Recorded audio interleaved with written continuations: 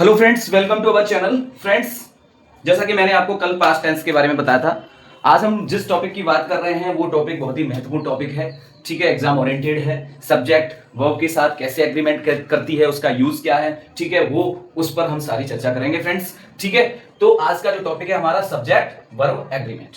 ठीक है फ्रेंड्स, अब जैसे मान लो सब्जेक्ट वर्ब एग्रीमेंट होता कैसे है और इसके यूजेस कैसे होते हैं, मैं आपको बताने वाला हूं। अब ठीक है फ्रेंड्स, जैसे मैं एक सेंटेंस लिखूं दे गो और दूसरा लिखूं फ्रेंड्स ही गोज। अब आपने देखा होगा, अगर मैं ये लिख दूं दे गोज और मैं लिख दूं ही गो, तो ये वाला पार्ट जो है इनकरेक्ट हो जाएगा, ये वाला पार्ट जो है इनकरेक्ट हो जाएगा।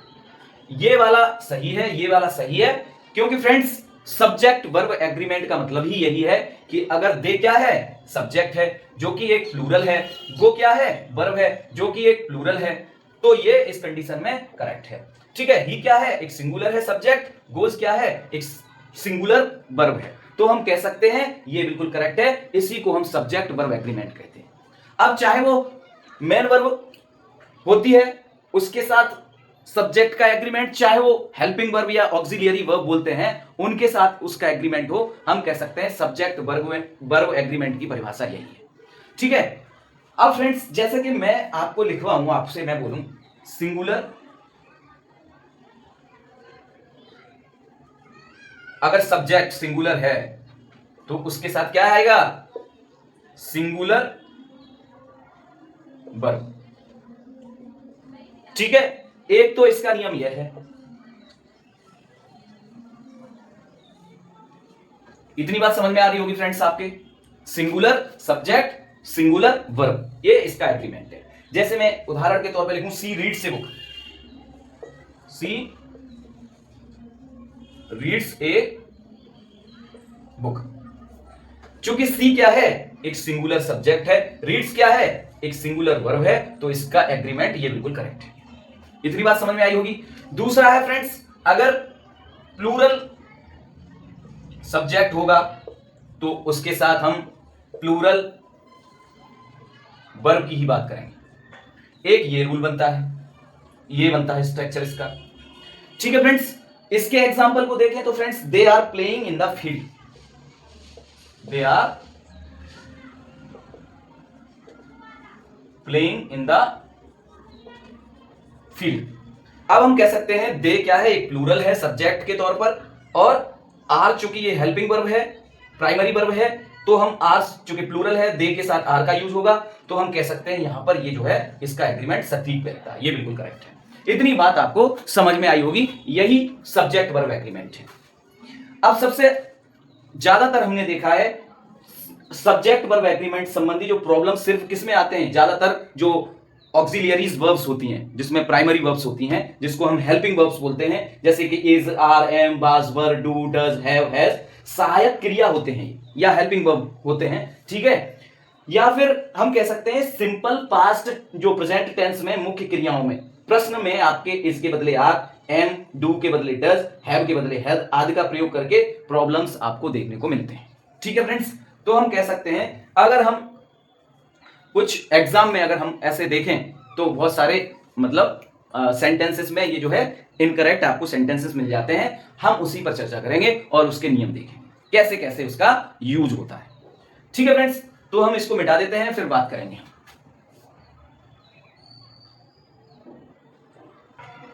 फ्रेंड्स, पहला यह है कि यदि वाक्य का सब्जेक्ट एक सिंगुलर नाउन हो तो वर्ब सिंगुलर होता है। जैसे मैं एग्जाम्पल के तौर पे लिखूं, यहां पर एग्जाम्पल के तौर पर लिखूं Mohan is always late, Mohan is always late. दूसरा एग्जाम्पल लिखूं friends, a book has been bought,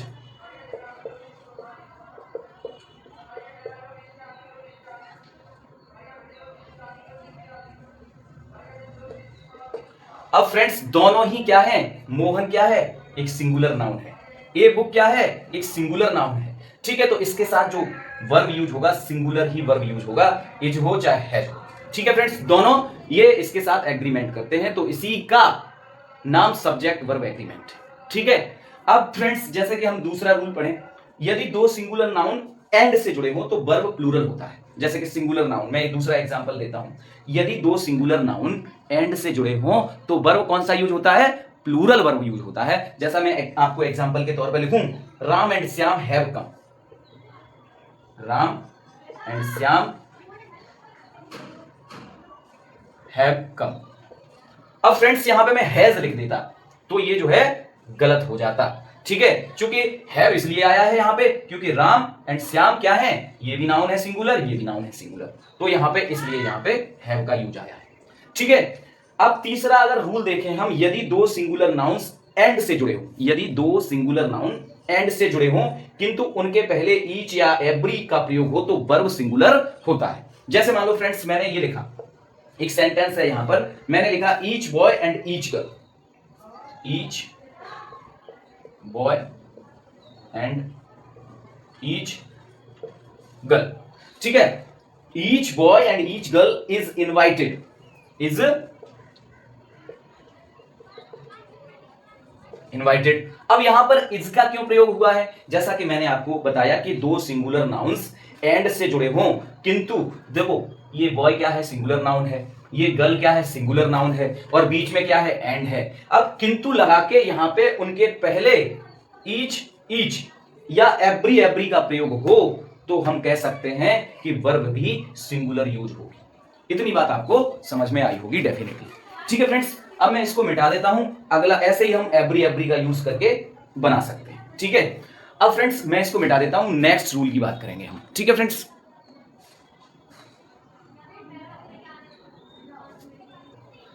तो फ्रेंड्स नेक्स्ट रूल क्या है? नेक्स्ट रूल ये है, उसका एग्जांपल मैं आपको बताऊंगा कि यदि दो सिंगुलर नाउन्स, कौन कौन से? दो सिंगुलर नाउन्स एंड से जुड़कर एक ही व्यक्ति, वस्तु या भाव का बोध करते हैं तो वर्ब सिंगुलर यूज होता है। जैसे कि फ्रेंड्स मैंने ये बोला bread and butter is my favourite food, bread B, bread का मतलब ब्रेड एंड बटर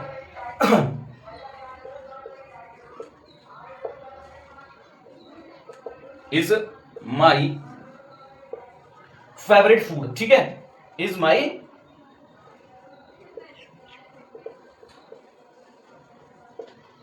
ठीक है, मैंने क्या लिखा कि ब्रेड एंड बटर, क्योंकि ब्रेड और बटर अगर हम कह सकते हैं दोनों ही सिंगुलर नाउन्स हैं और किससे जुड़े हुए हैं? एंड से जुड़े हुए हैं, लेकिन एक ही किसका? वस्तु का भाव दे रहे हैं। ब्रेड एंड बटर, अगर ब्रेड होगा तो वहां बटर भी होगा, किसका? एक ही चीज का ये जो है भाव दे रहे हैं। इस केस में हम कह सकते हैं क्या है, ये इज का यूज हुआ है।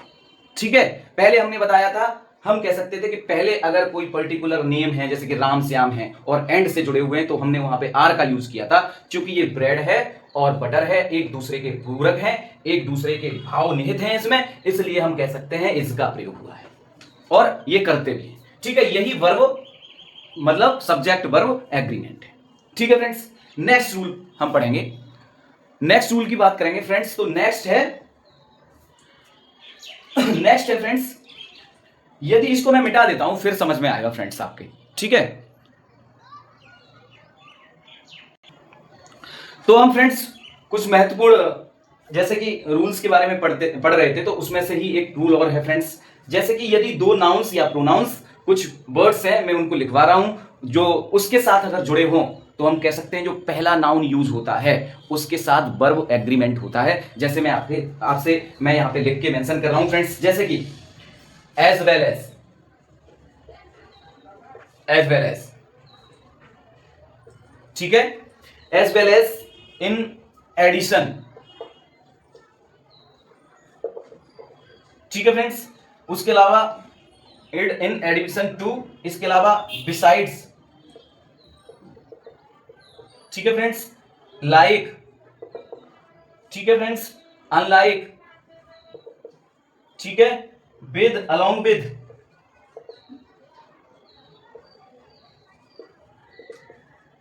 ठीक है फ्रेंड्स, ये दोनों अलग अलग हैं, विद भी और अलोंग विद भी।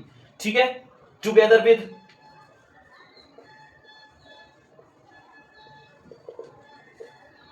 इनके साथ अगर नाउन या प्रोनाउन जुड़े हों तो जो सबसे पहले यूज हुआ नाउन या प्रोनाउन उसके अनुसार वर्ब यूज होता है। मैं इसको मिटा के एक सेंटेंस लिखता हूं, उससे आप अच्छे से समझ जाएंगे फ्रेंड्स। मैं इसको मिटा देता हूं, आप इसको देख लीजिएगा और फिर मैं इसको मिटा के एक सेंटेंस 2 सेंटेंस बनाऊंगा, उसके बेस पे आप आसानी से समझ जाएंगे। ठीक है फ्रेंड्स, ठीक है, तो मैं इसको मिटा देता हूं, 1 मिनट। अब फ्रेंड्स जैसे मैंने एक सेंटेंस लिखा यू, ठीक है, as well as your sister, as well as your sister were in the wrong,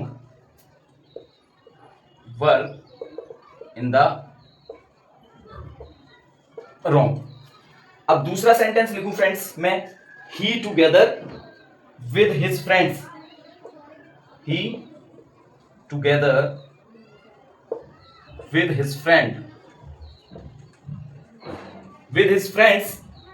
is coming today,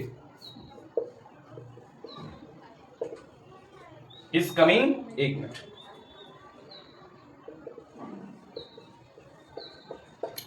today. अब ये फ्रेंड्स 2 सेंटेंसेस हैं, एक ये है एक ये है। इसमें आपने देखा कि जो है पहला क्या है, यू क्या है, एक सब्जेक्ट, ठीक है। और जैसा कि मैंने बताया था कि नाउन और प्रोनाउन अगर किससे जुड़े हों, एज वेल एज से, क्योंकि एक ये है प्रोनाउन और एक क्या है, सिस्टर क्या है, नाउन, ठीक है, योर सिस्टर।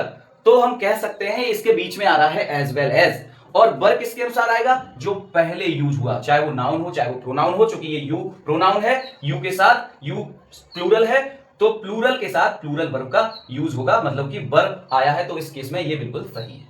ठीक है फ्रेंड्स, अब हम बात करें सेम इसी तरह ही क्या है, एक सब्जेक्ट है जो कि सिंगुलर है और टुगेदर विद आया है इसके बीच में, हिज फ्रेंड्स आया है, तो इज का यूज हुआ है इसके अनुसार, ठीक है, ना कि फ्रेंड्स के अनुसार। अगर फ्रेंड्स के अनुसार यूज होता तो यहां पे गलत हो जाता। यही सब्जेक्ट वर्ब एग्रीमेंट है।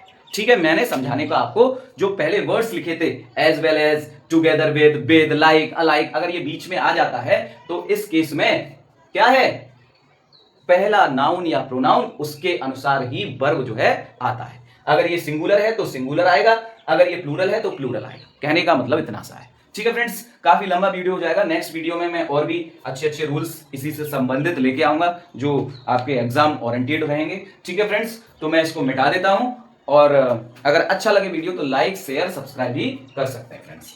धन्यवाद, जय हिंद दोस्तों।